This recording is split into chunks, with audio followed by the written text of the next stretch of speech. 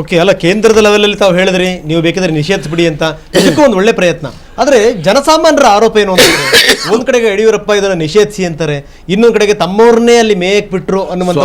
ನಾನು ನಿಮ್ಗೆ ನೇರ ಹೇಳಕ್ಕೆ ಇಚ್ಛೆ ಪಡ್ತೇನೆ. ಯಡಿಯೂರಪ್ಪನ ಕಾಲದಲ್ಲಿ ನಾನು ಮುಖ್ಯಮಂತ್ರಿ ಆದ್ಮೇಲೆ ಪರ್ಮಿಷನ್ ಕೊಟ್ಟನ, ಅವಕಾಶ ಮಾಡಿಕೊಟ್ನ. ನಿಮ್ಮ ಕಾಂಗ್ರೆಸ್ನವರು JDSನವ್ರ ಕಾಲ ಕೊಟ್ಟದನ್ನ ಅವ್ರು 500 ತೆಗಿತಾ ಇದ್ದಾರೆ, ತಡೆಯಕ್ಕೆ ನಾನು ಯಾರು? ನನಗೆ ಅಧಿಕಾರ ಇಲ್ಲ, ಕೇಂದ್ರದ ಅಧಿಕಾರ ಇದು.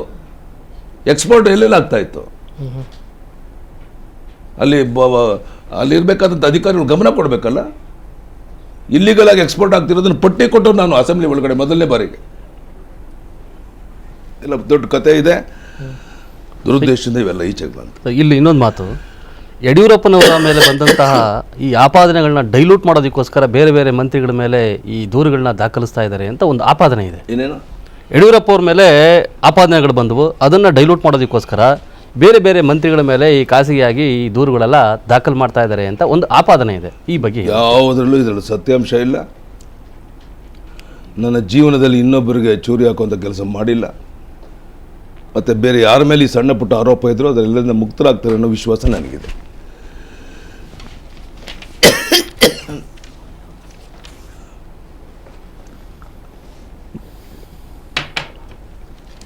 ಓಕೆ, ಸೊ ಇದೆಲ್ಲದರ ಜೊತೆಗೆ ಹಾಗಾದರೆ ತಾವು ಹೇಳಿದ್ರೆ ಆರಂಭದಲ್ಲೇ ಮುಂದಿನ ಕಾರ್ಯತಂತ್ರಗಳೇನು ಅದನ್ನು ಹೇಳಲಿಕ್ಕೆ ನಾನು ಸಾಧ್ಯ ಇಲ್ಲ ಅಂತ. ನಾನು ಆರಂಭದಲ್ಲಿ ಒಂದು ಪ್ರಶ್ನೆ ಕೇಳಿದೆ ತಮಗೆ. ತಾವು ಹೇಳಿದ್ರಿ ಏನು ಅಂದರೆ ರಾಜ್ಯದ ಮೂಲೆ ಮೂಲೆ ಸುತ್ತಿ ನಾನು ಪಕ್ಷವನ್ನು ಸಂಘಟನೆ ಮಾಡ್ತೀನಿ ಅಂತ, ರಥಯಾತ್ರೆನೂ ಕೂಡ ಶುರು ಮಾಡ್ತೀನಿ ಅನ್ನುವಂಥ ಮಾತನ್ನು ಹೇಳಿದ್ರಿ. ಅಷ್ಟರೊಳಗೆ ಏನೂ ಮಾಡಲಿಕ್ಕಾಗಲಿಲ್ಲ, ಅಷ್ಟೊತ್ತಿಗೆ ಅಡ್ವಾಣಿಯವರ ರಥಯಾತ್ರೆನೇ ಬಂದು ಹೋಯಿತು. ಈಗೆಲ್ಲವೂ ಕೂಡ ಬಳ್ಳಾರಿಯಿಂದ ಆರಂಭ ಆಗುತ್ತಾ ಅಂತ? ಖಂಡಿತ. ಬಳ್ಳಾರಿ ಗೆಲ್ಲೋದ್ರ ಮೂಲಕ ಕರ್ನಾಟಕ ರಾಜ್ಯದಲ್ಲಿ ಇನ್ನೊಮ್ಮೆ ಭಾರತೀಯ ಜನತಾ ಪಾರ್ಟಿ ಬಲವಾಗಿ ಜನಮಾನಸದಲ್ಲಿ ಒಂದು ವಿಷಬೀಜ ಬಿತ್ತುವಂಥ ಕೆಲಸ ಏನು ಪ್ರತಿಪಕ್ಷಗಳು ಮಾಡ್ತಾ ಇದೆ, ಅದನ್ನು ತಿಳಿ ಮಾಡಿ ನಮ್ಮ ಪಕ್ಷದ ಮೊದಲನೇ ಇಮೇಜನ್ನು ಉಳಿಸ್ಕೊಳ್ಳೋಂಥದ್ದು ನನಗೆ ಸವಾಲಿದೆ. ಆ ಕೆಲಸವನ್ನು ನಾನು ಮಾಡ್ತೇನೆ. ಅಲ್ಲ, ಈಗ ಒಂದು ಮಾತಿದೆ, ನಿಜ ಯಡಿಯೂರಪ್ಪನವರು ಬೇರೆಯವರಿಗೆ ಅಧಿಕಾರ ಬಿಟ್ಕೊಟ್ಟಿದ್ದು ಕೂಡ ಸುಮ್ಮನೆ ಬಿಟ್ಕೊಡ್ಲಿಲ್ಲ, ಭಾಳಷ್ಟು ಹರಸಾಹಸ ಮಾಡಬೇಕಾಯಿತು ಕೇಂದ್ರ ಅನ್ನುವಂಥದ್ದು, ಅಂದರೆ ಹೈಕಮಾಂಡ್ ಅನ್ನುವಂಥದ್ದು. ಅಂತೂ ಇಂತೂ ನೀವು ಸದಾನಂದ ಗೌಡರಿಗೆ ಪಟ್ಟ ಕಟ್ಟಿದ್ರಿ. ಪಟ್ಟ ಕಟ್ಟದ ಮೇಲೂ ಕೂಡ ತಮ್ಮ ಮೇಲೆ ಒಂದು ಆರೋಪ ಇದೆ. ಈಗಲೂ ಕೂಡ ಯಡಿಯೂರಪ್ಪನವರೇ ಸೂಪರ್ CM ಅನ್ನುವಂಥ ಒಂದು ಆರೋಪ. ಏನು ಹೇಳ್ತೀರಿ ಸರ್ ತಾವು? ಮಾಧ್ಯಮದವರು ಸೃಷ್ಟಿ ಮಾಡಿದ್ದಾರೆ. ನಾನು ಕೇಳ್ತೇನೆ, ಇವತ್ತು ಸದಾನಂದ ಗೌಡ್ರನ್ನ ಕೇಳಿ, ಯಾವತ್ತಾರು ವಿಧಾನಸೌಧಕ್ಕೆ ಹೋಗಿದ್ದೇನೆ, ಯಾವತ್ತಾರು ಅವ್ರ ಮನೆಗೆ ಹೋಗಿದ್ದೇನೆ, ಏನಾದರೂ ಅವ್ರ ಸಮಸ್ಯೆಗಳಿದೆ, ನಾನು ಬರ್ತಾರೆ, ನನಗೆ ಗೊತ್ತಿರೋ ಸಂಗತಿಗಳು ಹೇಳ್ತೇನೆ, ಅವ್ರಿಗೆ ಏನು ಸರಿ ಅನ್ನುತ್ತೋ ಅದನ್ನು ಮಾಡ್ತಾರೆ. ನಾನು ಯಾವುದೇ ಅವರ ಮುಖ್ಯಮಂತ್ರಿಯಾಗಿ ಅವರ ಕಾರ್ಯದಲ್ಲಿ ನಾನು ಪ್ರವೇಶ ಮಾಡ್ತಾ ಇಲ್ಲ, ಮಾಡೋದು ಇಲ್ಲ. ಕ್ಯಾಬಿನೆಟ್ನ ಹಾಗಾದ್ರೆ ತಾವು ಕಂಟ್ರೋಲ್ ಮಾಡ್ತಾ ಇಲ್ಲ? ಕ್ಯಾಬಿನೆಟ್ ಪ್ರಶ್ನೆನೇ ಉದ್ಭವ ಆಗೋದಿಲ್ಲರಿ. ಹಾಗಾದರೆ ನಿಮ್ಮನ್ನೇ ಅಂದರೆ ಯಡಿಯೂರಪ್ಪನವರನ್ನೇ ಇಷ್ಟಪಡುವ, ನಿಮ್ಮನ್ನೇ ಬೆಂಬಲಿಸುವ, ಯಡಿಯೂರಪ್ಪನವರೇ ನಮ್ಮ ನಾಯಕರು ಅಂತ ಹೇಳುವ ಒಂದಷ್ಟು ಮಂತ್ರಿಗಳು ಇದ್ದಾರೆ. ಅವ್ರು ಯಾರು ಅಡ್ವಾಣಿ ಬಂದಾಗ ವೇದಿಕೆಗೆ ಹೋಗಲೇ ಇಲ್ಲ, ಯಾಕೆ? ನಾನು ಜುಡಿಷಿಯಲ್ ಕಸ್ಟಡಿಯಲ್ಲಿ ಒಳಗಡೆ ಇದ್ದೆ, ನನಗೆ ಯಾವುದೇ ಮಾಹಿತಿಗಳಿಲ್ಲ. ನನಗೆ ಬಂದಿರೋ ಸುದ್ದಿ ಪ್ರಕಾರ ಯಾರ್ಯಾರಿಗೆ ಎಲ್ಲೆಲ್ಲಿ ಇನ್ಚಾರ್ಜ್ ಅಂತ ಮಾಡಿದ್ರು ಅವ್ರು ಮಾತ್ರ ಇದ್ರು ಅಂತ ಮಾತ್ರ ನಂಗೆ ಸುದ್ದಿ ಗೊತ್ತಿರೋಂಥದ್ದು. ಸೊ ಅದನ್ನು ಹೊರತುಪಡಿಸಿದ್ರೆ ಯಾರು ಹೋಗಿದ್ದಾರೆ ಯಾರು ಹೋಗಿಲ್ಲ ಅನ್ನೋದ್ರ ಬಗ್ಗೆ ನನಗೆ ಅಗತ್ಯನೂ ಇರಲಿಲ್ಲ. ನಂದೇ ಯಾರು ಹೋಗಬೇಕು ಜೈಲು ಒಳಗಡೆ ಇದ್ದಾಗ ನನ್ನ ಮುಂದಿನ ಭವಿಷ್ಯದ ಬಗ್ಗೆ ಈ ಸ್ಥಿತಿ ಯಾಕೆ ಬಂತು ಅಂತ ಚಿಂತೆ ಮಾಡ್ತಿರೋಂಥ ಟೈಮಲ್ಲಿ ಇದನ್ನೆಲ್ಲ ಯೋಚನೆ ಮಾಡೋಕ್ಕೆ ಪುರ್ಸೊತ್ತಲ್ಲಿರುತ್ತೆ ನನಗೆ. ಓಕೆ, ಸೊ ಜೈಲು ಒಳಗಡೆ ಇದ್ದಂಥ ಸಂದರ್ಭದಲ್ಲಿ ಅನ್ನುವಂಥ ಮಾತು ಹೇಳಿದ್ರೆ ನನಗೆ ಜ್ಞಾಪಕ ಆಯಿತು. ಯಡಿಯೂರಪ್ಪನವ್ರ ಹತ್ರ ಒಂದು ಶಿಸ್ತಿದೆ. ಈ ಯಾರಾದರೂ ಈಗ ನಮ್ಮಲ್ಲಿ ಫೋನ್ ಮುಖಾಂತರ ಮಾತಾಡಿದ್ರು ಕೂಡ ನೀವು ಅವ್ರ ಹೆಸರು ಬರ್ಕೋತೀರಿ, ಅವರ ಪ್ರಶ್ನೆಗಳು ಬರ್ಕೋತೀರಿ, ಅದಕ್ಕೆ ಉತ್ತರ ಹುಡುಕುವಂಥ ಒಂದು ಪ್ರಯತ್ನ ಮಾಡ್ತೀರಿ. ಜೈಲಲ್ಲಿದ್ದಾಗ ಹೆಂಗೆ ಕಾಲ ಕಳೆದಿರಿ ತಾವು ಅಂತ ಏನಾದರೂ ಡೈರಿಗಿರಿ ಬರಿತಾ ಇದ್ರಾ? ನನಗೆ ಜೈಲಿನಲ್ಲಿ 24 ದಿವಸ ಕಳೆದದ್ದೇ ಗೊತ್ತಾಗಲಿಲ್ಲ. ಅತ್ಯಂತ ಶಾಂತ ರೀತಿಯಲ್ಲಿ ಕುಂತ್ಕೊಂಡು ನಾನು ಹಿಂದಿನ ದಿವಸಗಳು ನೆನೆಸ್ಕೊತಾ ಇದ್ದೆ, ಹೋರಾಟ ದಿವಸಗಳನ್ನು. 30-35 ವರ್ಷ ನಾನು ಏನು ಮಾಡಿದೆ. ಇವತ್ತು ಯಾವುದೋ ಗ್ರಹಚಾರ ಯಾರನ್ನು ಬಿಟ್ಟದ್ದಲ್ಲ ಇದು. ಶನಿ ಬೆನ್ನತ್ತಾಗ ಶನಿ ಕಾಟ ಅಂತ ಹೇಳ್ತಾರೆ ಇದಕ್ಕೆಲ್ಲ. ಹೀಗಾಗಿ ಯಾವುದೋ ಒಂದು ಶಿಕ್ಷೆ ಇದು ಅಂತ ನಾನು ತಿಳ್ಕೊಂಡು ಶಾಂತ ರೀತಿಯಲ್ಲಿ ಇದನ್ನು ತಗೊಳ್ಬೇಕು ಅಂತೇಳಿ ಎವ್ರಿಡೇ ನನ್ನ ಅನುಭವ ಏನು ಜೀವನದಲ್ಲಾಯಿತು. ಅಧಿಕಾರದಲ್ಲಿದ್ದಾಗ ನಾನು ಹೇಗೆ ಕೆಲಸ ಮಾಡಿದೆ, ನನ್ನಲ್ಲಿ ಏನು ಕೊರತೆಗಳಾಗಿತ್ತು, ನಮ್ಮದವರೇ ನನಗೆ ಯಾವ ರೀತಿ ಕೈ ಕೊಟ್ಟರು, ಮುಂದೆ ಯಾವ ರೀತಿ ಎಚ್ಚರಿಕೆಯಿಂದ ಇಂಥ ಜವಾಬ್ದಾರಿ ನಿರ್ವಹಿಸಬೇಕಂತ ಕಾಲ ಬಂದ ನಿರ್ವಹಿಸಬೇಕು, ಈ ಎಲ್ಲವನ್ನು ಬರೆದಿಟ್ಟಿದ್ದೇನೆ. ಓಕೆ, ಎಷ್ಟು ಡೈರಿಗಳಾಗಿದೆ ಅದು ಅಂತ?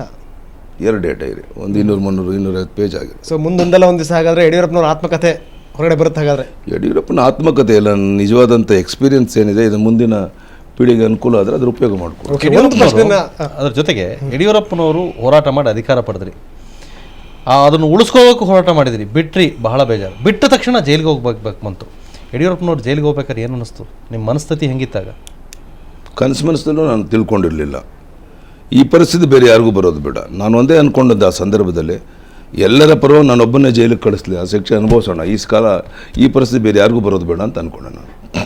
ಅಲ್ಲ, ನಿಮಗೆ ಜೈಲಿಗೆ ಹೋಗಬೇಕು ಅನ್ನಿಸ್ದಾಗ ಅರೆಸ್ಟ್ ವಾರೆಂಟ್ ಇಶ್ಯೂ ಆಯಿತು ಯಡಿಯೂರಪ್ಪ ಅವ್ರ ವಿರುದ್ಧ. ಯಡಿಯೂರಪ್ಪನವ್ರು ಹುಡ್ಕೊಂಡು ಲೋಕಾಯುಕ್ತ ಪೊಲೀಸರು ಬಂದರು.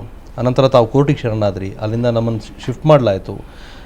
ಆಗ ಯಡಿಯೂರಪ್ಪನವ್ರು ಅದೊಂದು ಏನು ಅನ್ನಿಸ್ತು ನಿಮ್ಮ ಮನಸ್ಸಿಗೆ? ಏನು ಎಮರ್ಜೆನ್ಸಿ ತಪ್ಪು ಮಾಡಿದ್ರೆ ಜೈಲಿಗೆ ಕರ್ಕೊಂಡು ಹೋಗ್ಬೇಕಾದ್ರೆ ನನಗೇನು ಅಲ್ಲ, ಅದು ಬೇರೆ ವಿಚಾರ, ಇದು ಬೇರೆ ವಿಚಾರ. ಯಾಕಂದ್ರೆ ಎಮರ್ಜೆನ್ಸಿ ಟೈಮಲ್ಲಿ ನೀವು ಜೈಲಿಗೆ ಹೋದಂತ ಸಂದರ್ಭದಲ್ಲಿ ಅಲ್ಲೊಂದು ಹೋರಾಟ ಇತ್ತು, ವ್ಯವಸ್ಥೆ ವಿರುದ್ಧ ತಾವು ಕಟಿಬದ್ಧರಾಗಿ ನಿಂತಿದ್ರಿ. ಇಲ್ಲಿ ಏನಂದ್ರೆ ಆರೋಪಗಳ ಮೇಲೆ ಒಳಗಡೆ ಹೋದಂತ ಸಂದರ್ಭದಲ್ಲಿ ನಾನು ಆರೋಪಿ ಅಲ್ಲ ಅಂತ ನನಗೆ ಗೊತ್ತಿರೋದ್ರಿಂದ ಜನ ಇದನ್ನೇ ಒಂದು ಇದು ಹೊರವಾಗಿ ಪರಿಣಾಮ ಆಗುತ್ತೆ, ಜನರ ಮಾನಸದಲ್ಲಿ ನನ್ನ ಬಗ್ಗೆ ಇನ್ನೂ ಗೌರವ ಬರುತ್ತೆ ಅನ್ನೋ ವಿಶ್ವಾಸದಿಂದ ನಾವು ಹೋದೆ. ಅಲ್ಲೂ ಕೂಡ ಸಾಕಷ್ಟು ಕಲ್ತಿರ್ತಾವ. ಹಾಗಾದ್ರೆ ಅಲ್ಲೂ ಕೂಡ ಸಾಕಷ್ಟು ಕಲ್ತಿದ್ದೀರಿ. ಹಾಗಾದ್ರೆ ಅಲ್ಲಿ ಜೀವನ ಪೂರ್ತಿ ಕಲಿಬೇಕು. ಇನ್ನು ಮುಂದೆ ನಾನು 35 ವರ್ಷಗಳ ಕಲ್ತದ್ದನ್ನು ಎಚ್ಚರಿಕೆಯಿಂದ ನಿರ್ವಹಿಸಲಿಲ್ಲ. ಇನ್ನು ಮುಂದೆ ಬಹಳ ಎಚ್ಚರ ವಹಿಸಬೇಕು. ಓಕೆ, ಅಲ್ಲಿ ಏನಾದರೂ ಮರೆಯಲಾರದಂಥ ಒಂದು ಘಟನೆ ಏನಾದರೂ ಇದೆಯಾ ಸರ್? ಮರೆಯಲಾರದ ಘಟನೆ ಅಂತಂದ್ರೆ ನಾವು ಹೊರಡಬೇಕಾದ್ರೆ ಜೈಲು ಸಿಬ್ಬಂದಿಗಳು ಭೇಟಿ ಮಾಡಿದ್ದೆ. ನಿತ್ಯ ಅವ್ರು ಬಂದು ನಾನು ಭೇಟಿ ಮಾಡೋಕ್ಕೆ ಪ್ರಯತ್ನ ಮಾಡ್ತಾಯಿದ್ರು. ಕೊನೆಗೆ ಎಲ್ಲರೂ ಭೇಟಿ ಮಾಡಬೇಕು ಅಂದರು. ನಮ್ಮ ಹೆಣ್ಣು ಮಕ್ಕಳು ಯಾರು ಜೈಲಿನಲ್ಲಿದ್ದರು, ಇವರೆಲ್ಲರೂ ಅವರು 1000 ಜನ, ಇವರು 400 ಜನ ಇದ್ದರು. ಅವ್ರನ್ನ ಹೇಳ್ಕೊಂಡ್ರು, ಈ ರಾಜ್ಯದ ಬೇರೆ ಬೇರೆ ಕಡೆ ಬೇರೆ ಬೇರೆ ರಾಜ್ಯಗಳಲ್ಲಿ ಯಾವ ರೀತಿ ಅವ್ರ ಕನ್ಸೆಷನ್ ಸಿಗ್ತಾ ಇದೆ, ಇಲ್ಲಾಗ ನಮ್ಮನ್ನು ಕೊಳಿತಾ ಇದ್ದೇವೆ, ಇದಕ್ಕೆ ಹೆಲ್ಪ್ ಮಾಡಿ ಯಡಿಯೂರಪ್ಪನವ್ರೆ ಅನ್ನೋದು. ಅದಕ್ಕಿಂತ ಹೆಚ್ಚಾಗಿ ಅಲ್ಲಿರುವಂಥ ಭಾಳ ಜನ ಹೇಳ್ಕೊಂಡಂಥ ಒಂದು ಮಾತು, ಯಡಿಯೂರಪ್ಪನವರೇ ನನಗೆ ಹಾರ ತಂದು ಶಾಲ ಹಾಕಿ ಪೇಟ ಹಾಕಕ್ಕೆ ಬಂದರು. ಯಾಕಪ್ಪ ಅಂದೆ, ನಾವು ಜೈಲಲ್ಲಿ ಇದ್ದೇವೆ, ಅದು ನೀವು ಕೊಟ್ಟು ಕಾರ್ಯಕ್ರಮಗಳನ್ನ ಹೆಂಡತಿ ಮಕ್ಕಳು ಇಡೋದು ಊಟ ಮಾಡ್ತಾ ಇದ್ದಾರೆ ಯಡಿಯೂರಪ್ಪ. ನನ್ನ ಕಣ್ಣಲ್ಲಿ ನೀರು ಬಂತು, ಕಣ್ಣೀರು ಹಾಕ್ಕೊಂಡೆ ನನ್ನ ಮನೆಗೆ ವಾಪಸ್ ಬಂದೆ. ಇದನ್ನು ಜೀವನದಲ್ಲಿ ಮರೆಯಲಾಗದ ಅನುಭವ. ಅದಕ್ಕೋಸ್ಕರ ಬಂದ ತಕ್ಷಣ ಮುಖ್ಯಮಂತ್ರಿಗಳು ಹೇಳಿದೆ, ಹೋಗಿ ಜೈಲಿಗೆ ಹೋಗಿ ಅಲ್ಲಿ ಸುಧಾರಣೆ ಆಗಬೇಕು ಅಂತೇಳಿ ಹೇಳಿದ್ದೇನೆ. ನಾನು ಅವ್ರು ಹೋಗದೇ ಇದ್ದರೆ ನಾನೇ ಜೊತೆ ಕರ್ಕೊಂಡೋಗಿ ಅಲ್ಲಿ ಆಗಬೇಕಾದ ಕೆಲಸ ಕಾರ್ಯ ಮಾಡಿಕೊಟ್ರು. ಅಲ್ಲ, ಭಾಳ ಆಶ್ಚರ್ಯಕರ ಸಂಗತಿ ಅಂದರೆ ಯಡಿಯೂರಪ್ಪ ಜೈಲಿಗೆ ಹೋಗಿ ಹೊರಗಡೆ ಬಂದಾದ್ಮೇಲೆ ಮತ್ತೆ ಹೀರೋ ಆಗಿಬಿಟ್ರು ಅಂತ. ಜೈಲಿಗೆ ಹೋಗಿ ಹೊರಗಡೆ ಬಂದ ಮೇಲೆ ಜನ ಪ್ರೀತಿ ವಿಶ್ವಾಸದಿಂದ ಬರಮಾಡ್ಕೊಂಡ್ರು. ಕಣ್ಣೀರು ಹಾಕಿದ್ರು, ಅವ್ರು ಕಣ್ಣೀರು ಹಾಕக்கூಡದು ಅಂತ ಹೇಳಿದ್ದೆ. ನಾನು ತೋರಿಸ್ಕೊಳ್ಳಿಲ್ಲ, ಯಾವುದನ್ನು ನೋವಿತ್ತು ತಡ್ಕೊಂಡೆ. ನಾನು ಬೇಕಾದ್ರೆ ಕಣ್ಣೀರು ಹಾಕಿರ್ಬೋದು, ಜನರ ಮುಂದೆ ಮನೆಯವ್ರ ಮುಂದೆ ಕಣ್ಣೀರು ಹಾಕಲಿಲ್ಲ ನಾನು. ಜೈಲಿಂದ ಹೊರಗಡೆ ಬಂದ ನಂತರ ನಿಮಗೆ ಅಪಾರವಾದ ಬೆಂಬಲ ವ್ಯಕ್ತ ಆಯಿತು ಅಂತ ಆಗಲೇ ಒಂದು ಮಾತು ಹೇಳಿದ್ರಿ. ಈಗಲೂ ಕೂಡ ಅದನ್ನು ಹೇಳಿದ್ರಿ.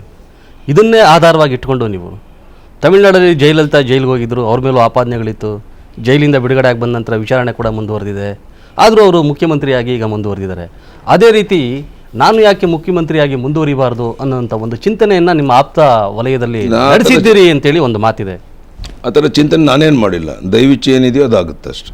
ಆ ದೈವಿಚ್ಛೆಯಲ್ಲಿ ಇದು ಒಂದು, ನಾನೇ ಹೇಗೆ ಹೇಳಲಿ, ಭಗವಂತನ ಇಚ್ಛೆ ಏನಿದೆಯೋ ಅದಾಗುತ್ತೆ. ಹಾಗಾದರೆ ಸದಾನಂದ ಗೌಡರು ಇನ್ನೂ ಎಷ್ಟು ಕಾಲ ಮುಖ್ಯಮಂತ್ರಿಯಾಗಿ ಇರ್ತಾರೆ ಅಂತ ದೈವಿಚ್ಛೆ ನಿಮ್ಮ ಪರವಾಗಿ ಅಂತ ಇಟ್ಕೊಡಿ. ಸದಾನಂದ ಗೌಡರು ಎಷ್ಟು ಕಾಲ ಮುಖ್ಯಮಂತ್ರಿಯಾಗಿ ಮುಂದುವರಿತಾರೆ ಅಂತೇಳಿ ದೈವಿಚ್ಛೆ ನಿಮ್ಮ ಪರವಾಗಿ ಬಂತು ಅಂತ ಇಟ್ಕೊಡಿ. ಈಗ ನನ್ನ ಭವಿಷ್ಯ ಹೇಳಿ ನನಗೆ ಇನ್ನೂ ಸರಿಯಾಗಿ ಗೊತ್ತಿಲ್ಲ.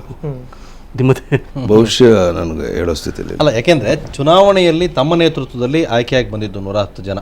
ಅನಂತರ ತಮಗೆ ಸಂಪೂರ್ಣ ಬಹುಮತ ಸಿಕ್ತು. ಯಡಿಯೂರಪ್ಪನವ್ರನ್ನ ಮುಖ್ಯಮಂತ್ರಿ ಮಾಡಬೇಕು ಅಂತ ಜನ ಓಟ್ ಹಾಕಿದ್ರು, ತಾವು ಮುಖ್ಯಮಂತ್ರಿ ಆದ್ರಿ.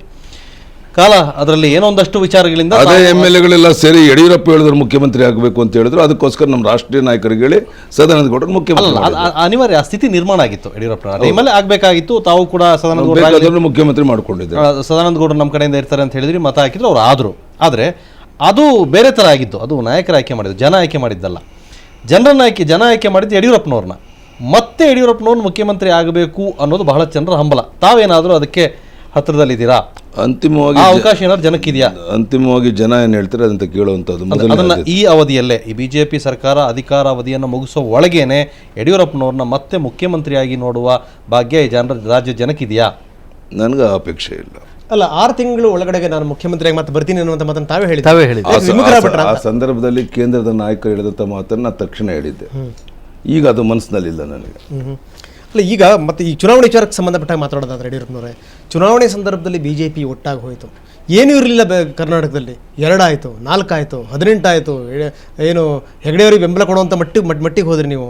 ಅದಾದ ನಂತರ ಏನು ಅಂದರೆ 50ರ ಗಡಿ ದಾಟಿತು ನಿಮ್ಮದು. ನಂತರ ಜಯಭೇರಿ ಬಾರಿಸಿದ್ದು ಎಲ್ರಿಗೂ ಗೊತ್ತಿರುವಂಥ ಸಂಗತಿ. ಅಂದರೆ ಎಲ್ಲರೂ ಕೂಡ ಒಗ್ಗಟ್ಟಾಗಿ ಹೋದ್ರಿ, ಒಗ್ಗಟ್ಟಾಗಿ ಹೋರಾಡಿದ್ರಿ, ಎಲ್ಲ ಆಯಿತು. ಈಗ ಆಗಿರುವಂಥ ಕಥೆ ನೋಡಿ, ಒಂದು BSY ಬಣ, ಇನ್ನೊಂದು ಅನಂತಕುಮಾರ್ ಬಣ, ಇನ್ನೊಂದು ಪಕ್ಷಕ್ಕೆ ನಿಷ್ಠವಾದ ಬಣ. ನಾನು ಅದನ್ನು ಒಪ್ಪೋದಿಲ್ಲ. ಈಗಿರುವಂಥದ್ದು ಒಂದೇ ಬಣ, ಅದು ಭಾರತೀಯ ಜನತಾ ಪಕ್ಷಕ್ಕೆ. ಯಾರು ಹೇಳಿದ್ರು ಸಹ ನಾವೆಲ್ಲ ಒಟ್ಟಾಗಿದ್ದೇವೆ. ಒಟ್ಟಿಗೆ ಕುಂತು ಸಾಮೂಹಿಕವಾಗಿ ಕುಂತು ಚರ್ಚೆ ಮಾಡಿ ತೀರ್ಮಾನಗಳು ತಗೊತೇವೆ. ಅಲ್ಲ, ಇಲ್ಲಿ ನಿಷ್ಠರ ಬಣ ಅನ್ನುವಂಥ ಸಂದರ್ಭದಲ್ಲಿ, ಅಂದರೆ ಪಕ್ಷಕ್ಕೆ ನಿಷ್ಠರಾಗಿರುವಂಥ ಬಣ ಅಂತ ಹೇಳಿದಂಥ ಸಂದರ್ಭದಲ್ಲಿ ಅಲ್ಲೇನಾಗಿದೆ, ಪಕ್ಷಕ್ಕೆ ನಿಷ್ಠವಾಗಿ ಅವರೂ ಕೂಡ ನಿಮ್ಮ ಜೊತೆಗಿಲ್ಲ. ಎಲ್ಲೋ ಒಂದು ಕಡೆಗೆ ಅಂದರೆ ಯಡಿಯೂರಪ್ಪನವರು ಅನಗತ್ಯವಾಗಿ ಬೇರೆಯವ್ರನ್ನ ಕರ್ಕೊಂಬಂದು ಹತ್ತಿರ ಬಿಟ್ಕೊಂಡ್ಬಿಟ್ರು, ನಮ್ಮ ನಿಷ್ಠಾವಂತರನ್ನು ದೂರ ಇಟ್ಟರು ಅನ್ನುವಂಥ ಒಂದು ಕೋಪ. ಆ ಥರ ಭಾವನೆ ಇರುವಂಥವ್ರು ಒಂದು ಮಾತು ಹೇಳೋಕ್ಕೆ ಇಚ್ಛೆ ಪಡ್ತಾನೆ. ಯಡಿಯೂರಪ್ಪ ಹೊರಗಡೆಯವ್ರನ್ನ ಕರ್ಕೊಂಡು ಬಂದು ಪಕ್ಷವನ್ನು ಕಟ್ಟದೇ ಇದ್ದರೆ, ಅವರೆಲ್ಲರೂ ಕರ್ಕೊಂಬಂದು ಸ್ಥಾನಮಾನಗಳನ್ನು ಕೊಡದೇ ಇದ್ದರೆ ಇನ್ನು 25 ವರ್ಷ ಆದರೂ ಬಿ ಜೆ ಪಿ ಕರ್ನಾಟಕದಲ್ಲಿ ಅಧಿಕಾರಕ್ಕೆ ಬರೋಕ್ಕೆ ಆಗ್ತಿರಲಿಲ್ಲ. ಒಳ್ಳೆಯವರು ಹೊರಗಡೆನೂ ಇದ್ದಾರೆ, ನಿಷ್ಠಾವಂತರು ಹೊರಗಡೆನೂ ಇದ್ದಾರೆ. ಇದು ನಮ್ಮ ಕಾರ್ಯಕರ್ತರು ಅರ್ಥ ಮಾಡ್ಕೋಬೇಕು.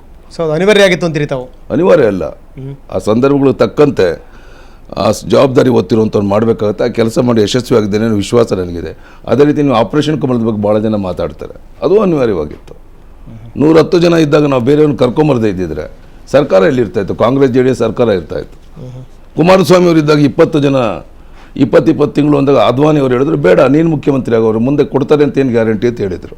ನಾನು ಹೇಳಿದೆ ಅವ್ರು ಕೊಡೋಲ್ಲ ಅಂತ. ಆಗ ನೀನು ಆಗಬೇಡ ಅಂತ ಹೇಳಿದ್ರು. ಇಲ್ಲ ನಾನು ಆಗಬೇಕು. ಯಾಕೆ ಅಂತ ಕೇಳಿದ್ರು ಅವರು, ಅಟಲ್ಜಿ ಅವರೆಲ್ಲ ಕುಂತು. ನಮ್ಗೆ ಅನುಭವ ಇಲ್ಲಮ್ಮ ಮಂತ್ರಿಗಳಾಗಿ. ಕುಮಾರಸ್ವಾಮಿ ಅವ್ರ ಕಾಲದಲ್ಲಿ ಅವರೆಲ್ಲ ಮಂತ್ರಿಗಳಾಗ್ತಾರೆ, ಎಕ್ಸ್ಪೀರಿಯನ್ಸ್ ಆಗುತ್ತೆ. ನಾಳೆ ಅಸೆಂಬ್ಲಿ ಡಿಸಾಲ್ವ್ ಮಾಡಿ ಎಲೆಕ್ಷನ್ಗೆ ಹೋಗೋಣ, ಗೆದ್ದು ಬರ್ತಾನೆ ವಿಶ್ವಾಸ ಇದೆ ಅಂತ ಭವಿಷ್ಯ ಹೇಳ್ದಂಗೆ ಹೇಳಿದೆ. ಅದು ನಿಜ ಆಯಿತು. ಇಲ್ಲಿ ಅನುಭವ ಇಲ್ಲ ಅನ್ನೋಂಥ ಒಂದು ಮಾತು ಹೇಳಿದಾಗ ನನಗೊಂದು ಜ್ಞಾಪಕ ಆಗ್ತಾ ಇದೆ. ನಿಮ್ಮ ಸುತ್ತಮುತ್ತ ಇರುವಂಥವ್ರು ನಿಮ್ಮ ಅಡ್ವೈಸರ್ಸ್ ಇದಾರಲ್ಲ, ಅವರು ಸರಿ ಇಲ್ಲ ಅನ್ನುವಂಥ ಒಂದು ಆರೋಪ ಕೇಳ್ತಾ ಇದೆ. ಜೊತೆಗೆ ಏನೋ ಒಂದು ಲೆಹರ್ ಸಿಂಗ್ ಅಂತವರು, ಸಿದ್ಲಿಂಗ್ ಸ್ವಾಮಿ ಅಂತವರು, ಒಂದಿಷ್ಟು ಜನ ತುತ್ತೂರಿಗಳು, ಇವರೆಲ್ಲರೂ ಸೇರಿ ಯಡಿಯೂರಪ್ಪನವರು ಕೆಟ್ಟ ಹೆಸರು ತಂದರು ಅಂತ. ನೋಡಿ, ನನ್ನ ಹಿಂದೆ ಸುತ್ತಮುತ್ತ ಯಾರೇ ಇರ್ಬೋದು, ಯಾರು ಏನೇ ಬೇಕಾದ್ರೂ ಸಲಹೆ ಕೊಡ್ಬೋದು. ಅಂತಿಮವಾಗಿ ಯಾವುದು ಸರಿ ಯಾವುದಲ್ಲ ಅಂತ ತೂಕ ಮಾಡಿ ತೀರ್ಮಾನ ತಗೊಳ್ಳುವಂಥ ಶಕ್ತಿ ಭಗವಂತ ನಾನು ಕೊಟ್ಟಿದ್ದೇನೆ ನನ್ನ ಇಷ್ಟು ವರ್ಷದ ಅನುಭವದಲ್ಲಿ. ಆದ್ದರಿಂದ ಯಾರೊಬ್ಬರನ್ನು ಬಿಟ್ಟು ಮಾಡಿ ತೋರಿಸೋ ಪ್ರಶ್ನೆ ಇಲ್ಲ. ಭಾಳ ಒಳ್ಳೆ ಕೆಲಸ ಅವರೆಲ್ಲ ಮಾಡ್ತಾ ಇದ್ದಾರೆ. ಅಲ್ಲ, ಯಡಿಯೂರಪ್ಪನವ್ರ ಜೊತೆಗೆ ಹೆಗಲು ಕೊಟ್ಟಂಥವ್ರು, ಕೈ ಹಿಡ್ಕೊಂಡು ಕೆಲಸ ಮಾಡಿದಂಥವ್ರು, ಆತ್ಮೀಯ ಸ್ನೇಹಿತರು, ಅವರೇ ಯಡಿಯೂರಪ್ಪನವ್ರ ವಿರುದ್ಧ ಮಾತಾಡುವಂಥದ್ದು ಸ್ಥಿತಿ ಬಂದ್ಬಿಡ್ತು. ಈಗ ಒಂದು ಉದಾಹರಣೆಗೆ ತಮ್ಮ ಪಕ್ಷದವರೇ, ತಮ್ಮ ಜಿಲ್ಲೆಯವರೇ ಈಶ್ವರಪ್ಪನವರು ಒಂದೊಂದು ಸರಿ ಒಂದೊಂದು ಮಾತಾಡ್ತಾರೆ ತಮ್ಮ ಬಗ್ಗೆ. ನೀವೇ ಹೇಳಿದ್ರಲ್ಲ ಒಂದೊಂದು ಕಡೆ ಒಂದು ಮಾತಾಡ್ತಾರೆ ಅಂತ, ನನ್ನ ಯಾಕೆ ಪ್ರಶ್ನೆ ಕೇಳ್ತೀರ? ಅಲ್ಲ, ತಮ್ಮ ಬಗ್ಗೆ ಇರೋದ್ರಿಂದ ಏನಿಲ್ಲ, ನನಗೆ ಅದರ ಬಗ್ಗೆ ಏನು ದುಃಖ ಇಲ್ಲ. ಅದು ಅವ್ರು ಯೋಚನೆ ಮಾಡಬೇಕು. ಯಾಕಂದರೆ ಕೊಪ್ಪಳ ಚುನಾವಣೆಗೆ ಹೋಗುವಂಥ ಸಂದರ್ಭದಲ್ಲಿ ಒಂದು ಮಾತು ಹೇಳುವಂಥದ್ದು, ಗೆದ್ಮೇಲೆ ಇನ್ನೊಂದು ಮಾತು, ನಾಳೆ ಬಳ್ಳಾರಿದು ಕೂಡ ಅದೇ ಹಣೆ ಬರುವೆ ಅಂತ. ನಾನು ಯಾವುದಕ್ಕೂ ಚಿಂತೆ ಮಾಡೋಲ್ಲ. ನನ್ನ ಕರ್ತವ್ಯ ನಾನು ಮಾಡ್ತೇನೆ. ಉಳಿದಂಥದ್ದು ಈಶ್ವರಪ್ಪನವ್ರಿಗೆ ಬಿಟ್ಟಂಥದ್ದು. ಅಂದರೆ ಈ ಎಲ್ಲ ಬೆಳವಣಿಗೆಗಳ ಬಗ್ಗೆ ಏನೆಲ್ಲ ಆಗಿದೆ ಯಡಿಯೂರಪ್ಪನವರೇ, ಅದೆಲ್ಲ ತಮ್ಮ ಗಮನಕ್ಕಿದೆ. ಹಾಗಾದರೆ ಎಲ್ಲವನ್ನೂ ಗಮನಿಸ್ತಾ ಇದ್ದೀರಿ? ಇರಲೇಬೇಕು. ಅಲ್ಲ, ಎಲ್ಲವನ್ನೂ ಗಮನಿಸ್ತಾ ಇದ್ದೀರಿ? ಯಾವುದನ್ನು ನನ್ನ ಅಭಿಪ್ರಾಯ ವ್ಯಕ್ತಪಡಿಸಲ್ಲ, ಮೌನವಾಗಿ ಎಲ್ಲವನ್ನು ಗಮನಿಸ್ತಾ ಇದ್ದಾರೆ. ಎಲ್ಲವನ್ನು ಸಮಯ ಸಂದರ್ಭ ಬಂದಾಗ ಅದಕ್ಕೆ ಸೂಕ್ತ ಉತ್ತರಗಳನ್ನು ಯಡಿಯೂರಪ್ಪ ಕೊಡ್ತಾ ಹೋಗ್ತಾರೆ. ನಿಶ್ಚಿತವಾಗಿ ಎಲ್ಲ ವಿಚಾರಗಳು ಏನೇನು ನಡೀತಾ ಇದೆ ಪಕ್ಷದ ಒಳಗೆ ಹೊರಗೆ, ಸರ್ಕಾರದಲ್ಲಿ ಮತ್ತು ರಾಜ್ಯದಲ್ಲಿ ಎಲ್ಲವನ್ನೂ ಕೂಡ ಗಮನಿಸ್ತಾ ಇದ್ದೀರಿ. ಎಲ್ಲವೂ ಮನಸ್ಸಲ್ಲಿ ಇಟ್ಕೊಂಡಿದ್ದೀರಿ. ವಿರೋಧಿಗಳು ಯಾರು, ಆಪ್ತರು ಯಾರು, ಕಷ್ಟಕ್ಕಾಗೋರು ಯಾರು, ಕಷ್ಟದಲ್ಲಿ ಕೈ ಕೊಡೋರು ಯಾರು, ಎಲ್ಲ ಅನುಭವ ಈ ಕಳೆದ 3-4 ತಿಂಗಳಲ್ಲಿ ನನಗೆ ಬಂತು. So everything is clear. Yediyurappa ಮುಂದೆ ಎಲ್ಲವೂ ಕ್ಲಿಯರ್ ಆಗಿದೆ. ಸ್ಪಷ್ಟ ಆಯ್ತು. ಸೊ ಇನ್ನು ಮುಂದಿನ ಎಲ್ಲ ಹೆಜ್ಜೆಗಳು ಕೂಡ ಯಡಿಯೂರಪ್ಪನವರು ಸೂಕ್ತ ನಿರ್ಧಾರಗಳ ಮೂಲಕ ಹೇಗೆ ಹೆಜ್ಜೆ ಇಡಬೇಕು ಅನ್ನೋ ತೀರ್ಮಾನ ಮಾಡಿ ಇಡ್ತಾ ಹೋಗ್ತಾರೆ. ರಾಜ್ಯದ ಜನರ ಹಿತದೃಷ್ಟಿಯಿಂದ ನಾಯಕನಾದವನು ಬಹಳ ಎಚ್ಚರಿಕೆಯಿಂದ ಹೆಜ್ಜೆ ಇಡದೇ ಇದ್ರೆ ಜನ ಸಫರ್ ಮಾಡ್ತಾರೆ ಅಲ್ಟಿಮೇಟ್ ಆಗಿ. ಕರೆಕ್ಟ್. ಆ ದೃಷ್ಟಿಯಿಂದ ಎಚ್ಚರಿಕೆ ಹೆಜ್ಜೆ ಇಡ್ತೇನೆ. ಎಸ್ ಸರ್, ಮತ್ತಷ್ಟು ನಿಮ್ಮ ಜೊತೆ ನಾನು ಚರ್ಚೆ ಮಾಡ್ತೀನಿ. ಜೊತೆಗೆ ಬಹಳಷ್ಟು ಜನ ಮಾತಾಡಬೇಕು ಯಡಿಯೂರಪ್ಪನ ಜೊತೆಗೆ ಅಂತ ಕೂಡ ಜನಸಾಮಾನ್ಯರು ಕಾಯ್ತಾ ಇದ್ದಾರೆ. ನೀವು ಕೂಡ ನಿಮ್ಮ ಪ್ರಶ್ನೆಗಳನ್ನು ಯಡಿಯೂರಪ್ಪನವ್ರಿಗೆ ಕೇಳ್ಬೋದು. ನಮ್ಮ ಸಂಖ್ಯೆ ಅದು ಡಿಸ್ಪ್ಲೇ ಆಗ್ತಾ ಇದೆ, ತಾವು ನೋಡ್ತಾ ಇದ್ದೀರಿ. ಆದರೆ ಒಂದು ಪ್ರಾರ್ಥನೆ ತಮ್ಮಲ್ಲಿ, ದಯವಿಟ್ಟು ನೀವೇನಾದರೂ ಪ್ರಶ್ನೆ ಕೇಳಬೇಕಾದ್ರೆ ಏನು ಕೇಳಬೇಕು ಅದನ್ನು ಮೊದಲೇ ಯೋಚನೆ ಮಾಡಿ ಇಟ್ಕೊಂಡಿರಿ. ನಿಮ್ಮ ಮನೆಯ TV ವಾಲ್ಯೂಮನ್ನು ಕಡಿಮೆ ಮಾಡಿ, ನಿಮ್ಮ ಪ್ರಶ್ನೆಗಳನ್ನು ಮಾತ್ರ ಕೇಳಬೇಕು ವಿನಃ ನೀವು ಉದ್ದುದ್ದ ಮಾತಾಡಲಿಕ್ಕೆ ಹೋಗಬೇಡಿ. ನಿಮ್ಮ ಪ್ರಶ್ನೆ ನೇರವಾಗಿರಲಿ ಯಡಿಯೂರಪ್ಪನವ್ರಿಗೆ. ನೀವು ಕೂಡ ಮಾತಾಡಿದ್ರಂತೆ, ಸಾಕಷ್ಟು ಮಾತಾಡೋದಿದೆ, ನಾವು ಕೂಡ ಹಲವಾರು ಪ್ರಶ್ನೆಗಳನ್ನು ಕೇಳೋದು ಬಾಕಿ ಇದೆ. ನೋಡೋಣ ಒಂದು ಸಣ್ಣ ವಿರಾಮದ ನಂತರ.